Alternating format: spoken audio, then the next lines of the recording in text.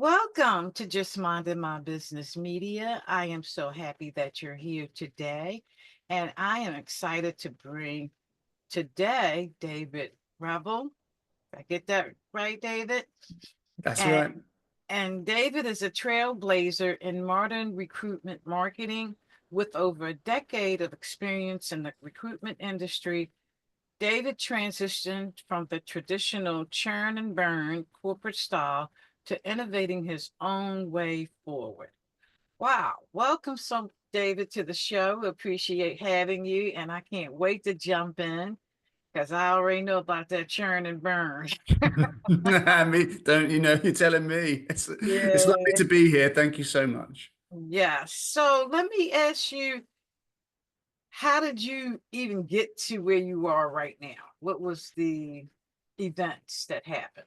Sure. Well, every recruiter in the world will tell you the same thing. We fell into this. We never dreamed of doing this job.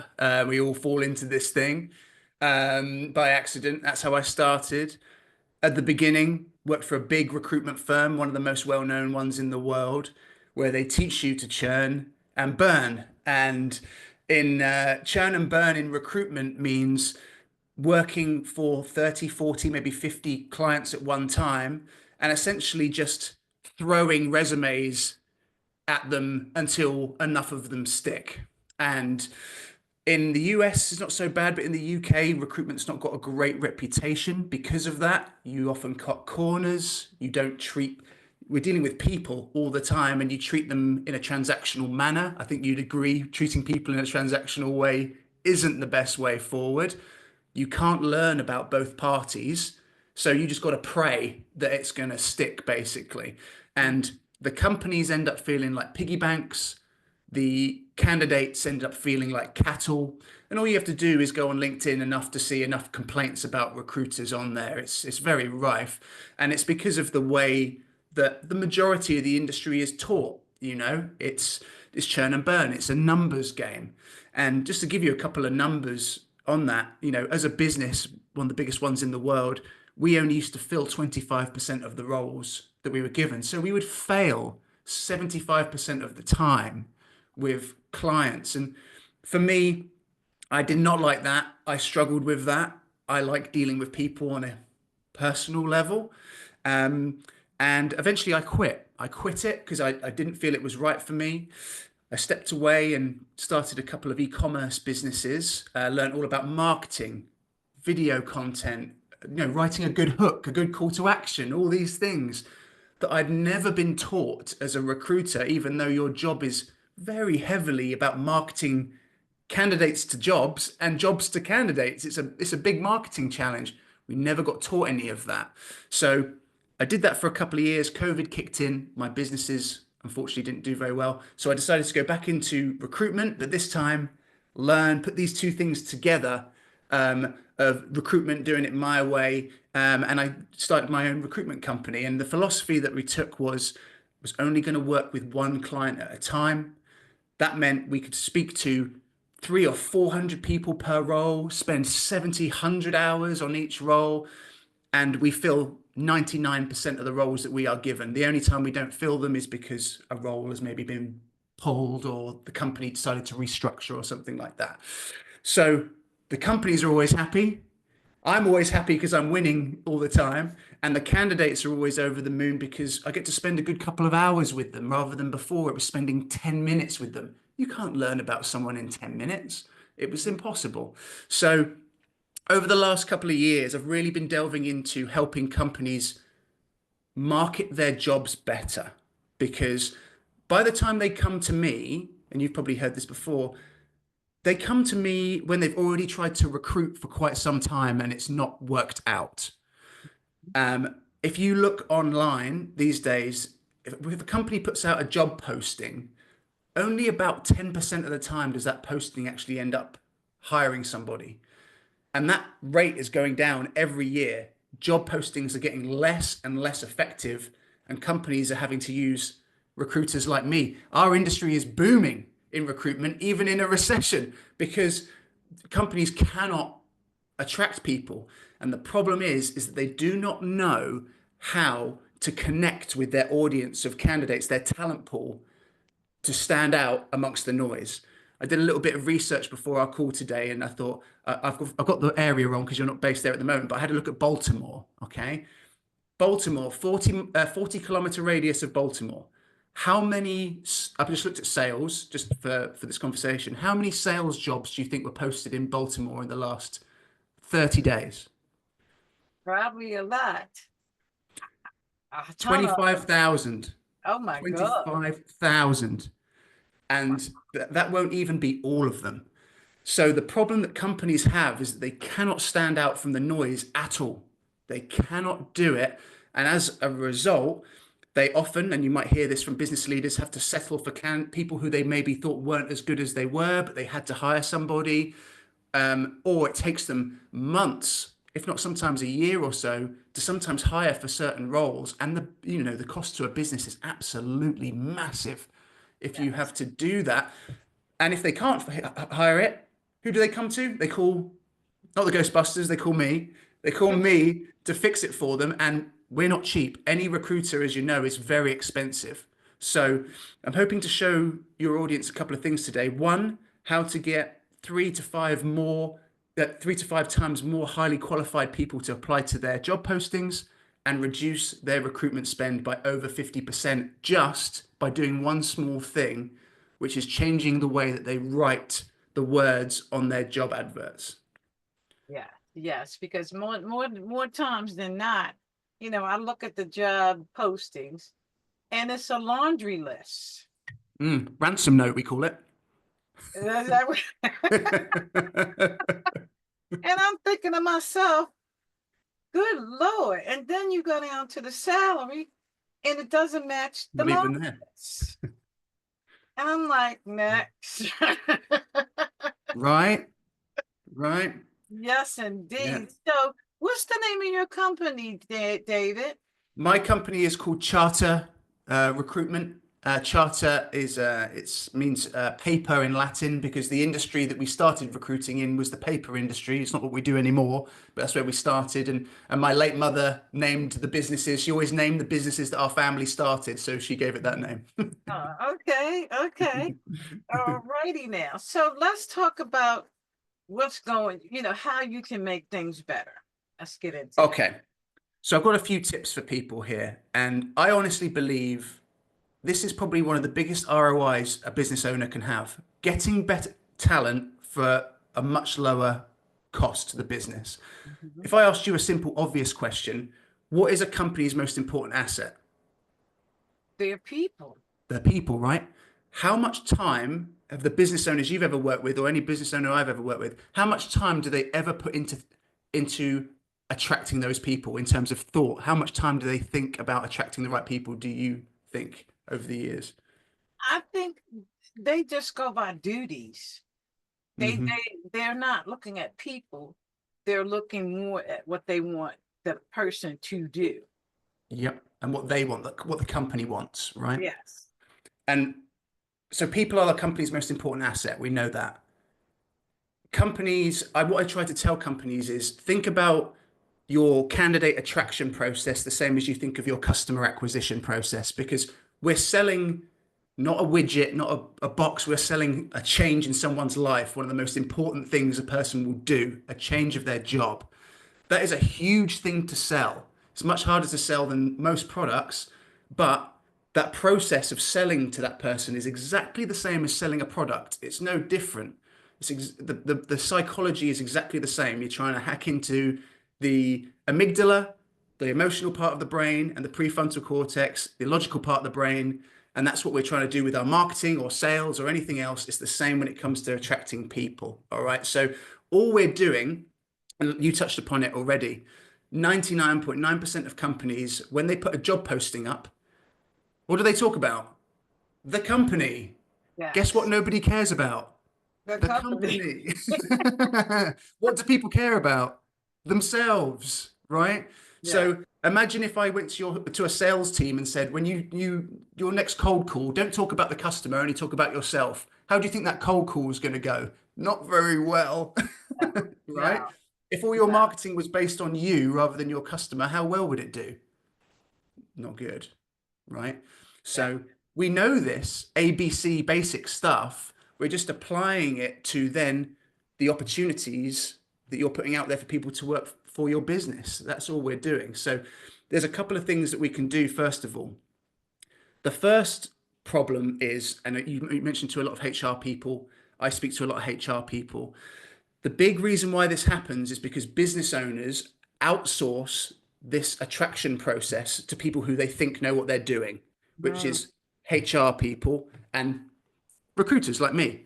Now, mm, unfortunately, HR people, they're not trained marketeers and they're not trained salespeople. They are good at HR, but they're not good at writing copy to attract people to buy anything from you. Imagine if you got your HR team to do all of your marketing. I'm pretty sure the conversions would suffer a little bit. But we trust them to attract your most important asset. yeah. Something's wrong here. Now, it's not any, I'm not throwing shade at HR people. They just simply aren't taught that. They approach HR like an admin task. Getting people to attract, if you're selling a company, that's a marketing skill or a sales skill. They simply aren't trained in it. So a lot of HR people I speak to, and I feel very sorry for them, they get a lot of grief from their business owners or managers that they're not bringing in quality candidates. Well, they don't have the skill set to sell the job to the candidate pool. That's why they're experiencing that problem. So the first thing is to notice that outsourcing it to people who don't know what they're doing is not the right way to go. Have a little bit of a look at what they're putting out there in the world. Have a look at what they're writing, and you'll see why you're not getting the candidates that you're looking for. The second thing I like to say to people is what we're creating is job adverts, not job descriptions. And what you said before there, is exactly right. A job description is just a list of duties, okay? A list of duties and 20 things about what you must have to apply. Right, Okay? exactly. Is that attractive? No, No. not at all. And if you've got 25 other things, 25,000 other ones to read today, are you going to read? Are you going to care about that? No, you're not going to care at all. So what I like to say is think of it in this way, like kind of like a cereal box, okay? The job advert needs to be like the front of a cereal box in a store. Like it's the attractive, colorful thing at the front that hooks somebody in to want to buy it. The job description is like the nutritional information on the back of the cereal box. Okay, that's the more information if they want to find out more. Now imagine if all the cereal companies turned all their boxes round in the stores. How would it hurt their sales? Okay, probably quite a lot. Yes, It's going to hurt them yes. quite a bit. So we're talking about job adverts here. And when we're talking about adverts, what does that mean to advertise? It means we're trying to sell something. Okay. To sell something, it has to be about them, Mhm. not about you. That's the key to this entire process, making it about them. So that's listing as many reasons why they should quit their current job and come and join you. And you're just listing as many of these benefits as possible. This is where people tend to struggle on the benefits side of things because they think of benefits, they just think salary, bonus, healthcare, those things. Those are hard benefits, yes, but as you know, there's much bigger other benefits to somebody. Yeah. So, for example, the ability to create something from scratch is a huge benefit for some people. People love creating things. I want Mhm. to create something. I want to leave my stamp on this, my legacy on this project. Or it could be progression. I want to progress to X or Y level in X or Y amount of years. Or it could be development. I want to learn this particular skill because then that's going to help me later on down the road. Maybe it's the culture of the business. Maybe being in a really energetic, vibrant, crazy place is exactly where you want to work. Maybe it's not. So there's so many soft benefits that are in there. Really, anything about a job is a benefit if you frame it as a benefit. Mhm. So the key to it is just let one benefit after the next. Okay. And then, and then at the end, a little bit about the company, a little bit. So I like to say to people, make it 90% about them and 10% about you. Once they've hit that apply button, Then you can tell them all about you and what you really want and X, Y, and Z and all that sort of Yeah. stuff. Does that mean you don't put what you want from that person in there? No, you still put the requirements to apply, but you just don't list 200 of them. You just, you only need any job in the world. I've been recruiting for 10 years, only has 3 or 5 non-negotiables. The rest is just rubbish, quite frankly, right? Yeah. If you need Yes. to have good communication skills or has experience with MS Office, come on, everyone uses that by now. Like, come on, Yes.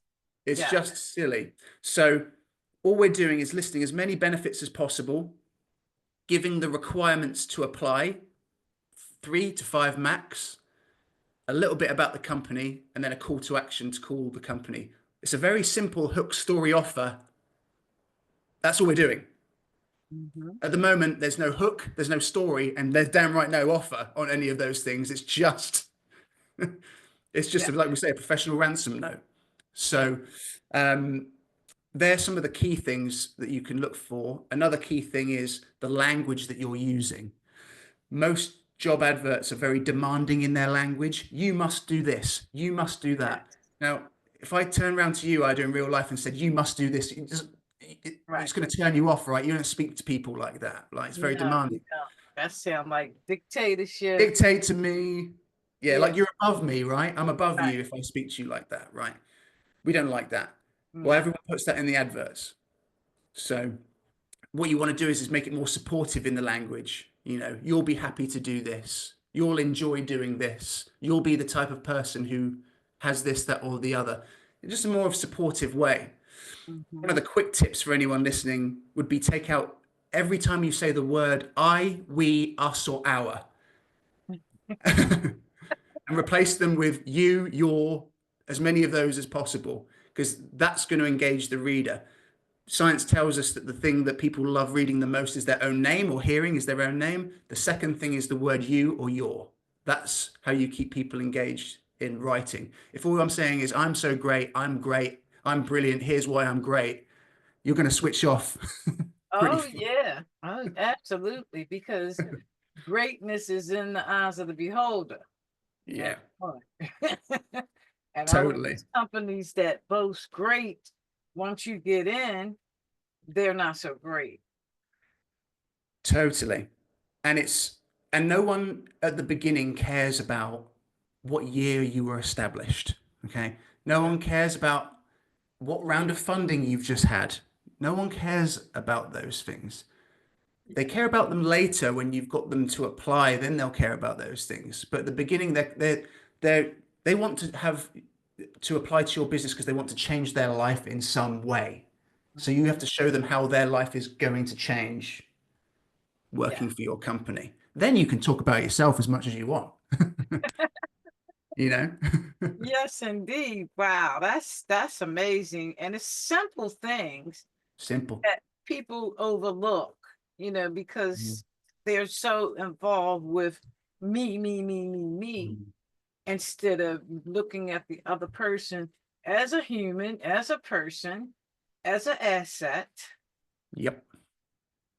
all of that. And that's not, Mhm. they make you feel like you gonna you lucky we allowing you to apply Mm. kind of Don't thing. you know who we are? Right. You see that name above the board? Come on. Right. Yeah. Exactly. And people don't really care about that. And it goes back to Yeah. that old saying, people want to know that you care first. Hmm. Yep. They want to know what do they call it? With them. What's in it for them, right? That's what they want to Exactly. know. That's what Exactly. they want to know.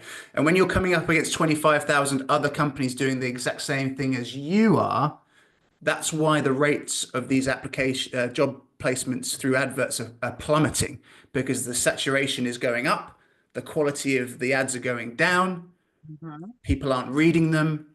I sent you an example of an advert that I read a little while ago. That person who we placed in that role, he turned around to me when I first spoke with him and he said, "Is this advert for this company?" And I was like, "Yeah, yeah." He goes, "I read this advert 6 months ago." I was like, "Interesting." I was like, "Why didn't you apply to it?" That's back when they wrote it. He goes, "It sounded boring as hell." And all we'd done, the role's the same. We just changed the way that we put the words on the paper. That's all it was. And then they managed to get the biggest player in their industry, a company that had no right getting the biggest player in their industry. They managed to get him because they did something which I call the bat signal. You put the bat signal in the sky, right? If your advert is all about, for example, that one there was all about creating a team from scratch. You get to lead this company and create this function from scratch, and you'll be managing director of this business within the next 5 years. The bat signal that advert was putting out was somebody who wants to build something from scratch and become a managing director in 5 years, right? That guy actually took a pay cut to join that role because he felt stuck in his current role. He couldn't build anything. He was in a very corporate company, couldn't create. He was Right. creatively stunted. They managed to get him because he wants to create and build something. It put the bat signal in the sky, and that's the person who applied to it. The same thing will happen if you're talking about progression or development or any of those things. If you're talking about remote working, for example, if remote working is a huge benefit for some people, for other people, it's not. If you put that bat signal in the sky, we believe in remote working, you get to spend more time with your family and your loved ones and all these things. Guess who's going to apply? Yes, all the people that value all of that. Exactly. Exactly. Same thing happens if it's 5 days in the office, right? Because some people really value being in the office 5 days. Mhm. Now, if you make that clear, guess who's not going to apply to that? People who want to be remote. Right, So you just got to make it, and it helps. It not only does it attract better people, but it also helps filter out the people right. who may not be correct because you're being very honest with what it is Yeah. that you're looking for. So if employers and applicants want to connect with you, how do they do so? Yeah, so the best place to find me is on LinkedIn. My name is David Revell. My surname is Revell, and my company is Charter Recruitment. So Charter is Charta Recruitment. Best places to connect with me there. I'm happy to have a look at any job adverts. If someone goes, "Hey, ours ain't working," I just go, "Look, this is what you need to change." So send me any job adverts over, and I'll give you some free feedback on it. Yeah. So one of the things you mentioned early on is working with one person at a time, spending Mm. some time with the applicants. And that's Yes. a huge thing because I Yeah. find they don't do that at all, No. ever, ever, ever. Hmm. And to me, that's a very important thing because you get a feel for the person's values, what matters to them. Yeah. They get to feel you, Yep. and it's important, Yeah. very important. So you want to Yep. elaborate a little bit on how your company does it differently. You know when I said to you before about the churn and burn? Uh-huh. The churn and burn when I spoke to a client would be I've got half an hour to speak with a client and I've got 10 minutes to speak to a candidate. How on earth am I supposed to feel where the fit's going to be in such a short amount of time? You're basically just leaving it up to luck. Now, humans are complicated, right? You're never going to know exactly how someone is, and people can lie to you, obviously. But we spend 2 hours with each client before we do anything, and we spend 2 hours with any candidate before we put them forward. After that 2 hour period, we we go through everything, their work history, their personal life, their ambitions, their fears, what their partner thinks, because the partner is sometimes the thing that gets in the way, but you don't find that out until the very end. You want to find that out at the beginning. So my one of my best mentors told me that all we're doing is maximizing opportunity and minimizing risk. And the only way you can do that is by spending sufficient time with both parties. Can you get it right every time? No, we're dealing with people, but can you get it right most of the time? Absolutely. But you just got to invest the time into both parties. And that means companies also investing it with their recruiters as well. I have a lot of clients who initially I reach out to them and they say, "Hey, I've only got 10 minutes to speak to you." I was like, my response is, "Well, could you sell my company in 10 minutes? Because I sure as hell can't sell yours." They can't do, you need to give me more time if you Right. want it done right. Yeah. You couldn't sell your own company in 10 minutes. You need more time to do that. So it's not just the recruiters, it's the companies also like to deal with it in a transactional way and then wonder why they don't get the quality of people, or it's taking too long, or they're spending too much on the process. Yes, yes, indeed. And I like that. I like talking to people, uh, Mm. you know, and getting a feel for where they Yeah. are, what matters to them. And for me, one of the things I've had people want to negotiate business over email. No, no, Mm. no, no, no. That Mm. doesn't Mm-mm. work for me. No. It doesn't work. And I tell them that. Yeah. And they want to keep pushing the email. So it's like, okay, I already told you how I roll. Keep wanting to push this email. So now you get nothing. Absolutely. Yeah. Especially when it comes to numbers or figures, or in my Yeah, world, salaries or decisions. yes, yes. Yeah. You Yeah. just It's need we're that people. interaction. Yeah. And we use it as a crutch, don't we? Because we're afraid of the Yeah, conversation. So yeah, uh but it's what we talk about here with the adverts and with dealing with people. To me, it seems like obvious, simple, basic logic. But for some reason, again, one of my mentors told me that recruitment is a completely rational process ran by completely irrational people. And that's exactly how it is. and that's a lot of things, customer service. They got Mm, us talking to these bots. I'm talking to mm, no bot. yeah. I want to talk to a real person. Or they solving problems through emails. Nope. Mm, I want to talk to you right now. I got a problem. I'm upset. We need to talk. yeah. And they're forcing these things on people, Yeah. and nobody likes it. Nobody No. likes No. Well, bot can't empathize with you, can it? It can't it. No, understand truly what you're going through. no. So, It's you know, no my, emotion. And then as soon as you put something in, they don't get, then they start the process all over again. And it's absolutely. just horrible. It's horrible. Yeah. I mean, we're finding it in in the recruitment industry. There's obviously a big push for AI, like in everything else, and I do believe in it a hell of a lot. But when it comes to important, complex problems that only humans can really deal with, it's not to say that a machine can't do it. It's that people don't want to do it with the machine. You Right. know, Exactly. it's a machine in my world where your product is essentially a person. I don't like to put it in that way, but my product essentially is a human being with their own emotions, Right. problems, you Right. know, everything else. And then your customer is a person, and you're trying to put them together. Well, it's a recipe from, chaos if a machine is doing that thing, you know? Yes. Yes. Yes, indeed. And then sometimes, with the seniors, they have a hard time with that automation stuff.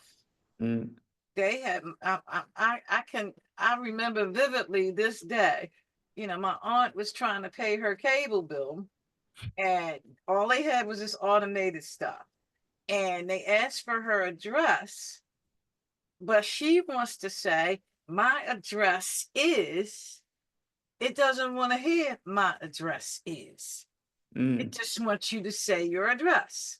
mm, mm. And I could not get that through her head. So every time we had to call back, and I was told, don't say my address is, just say your address.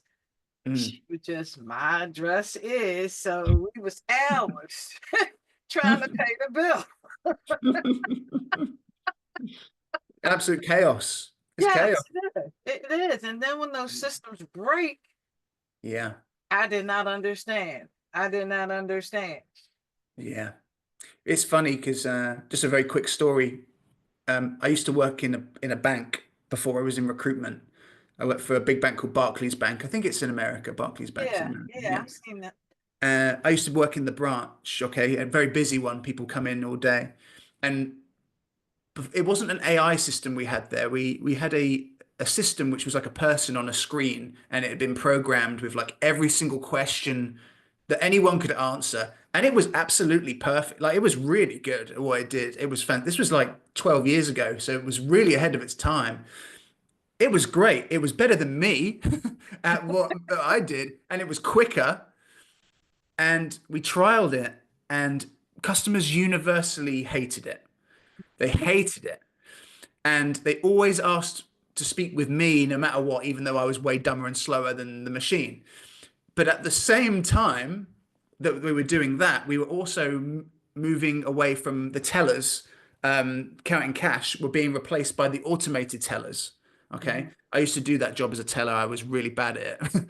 Really, really bad. I lost a lot of money for people counting incorrectly. What we found with that was that customers really liked that. So we found from that process is that transactional things, people are quite happy dealing with the machines, but complex problems, they didn't want to use the machine for that. They needed a human to understand on an emotional level. And we're talking Yes. about people's money here, so it's obviously it's an Yeah. emotive thing for people. They wanted to deal with a person on that. Doesn't matter how good the machine was, they wanted to deal with the person for that. Yes. And that's just the way it is. We humans, Yeah, that emotional piece is a part of all of us. absolutely. And we just not gonna fall for the, just any old thing when it comes to something that's making us upset. We need a live human being that can actually put themselves in our shoes. Mm. Understand what you're going through. We're here to help you, and we're going to do everything in our power to get this issue resolved. For sure. And you have to have something opposite, someone opposite you that you respect. The problem with Yeah, the AI or anything else is that the way I talk to my chat GPT is horrible. I'm an abuser to my chat GPT because it's no matter what happens, I can never hurt its feelings. I've got no respect for it because right. it's not real. So on a human level, even if someone's making a mistake or maybe they're doing a bad job, it's in customer service or whatever, you know there's certain things you can't do or say. They're a human being and you have to respect them on a human level. Yes. No machine, no matter how good it is, you're ever going to have that respect for them. You're still going to, give them the finger or whatever.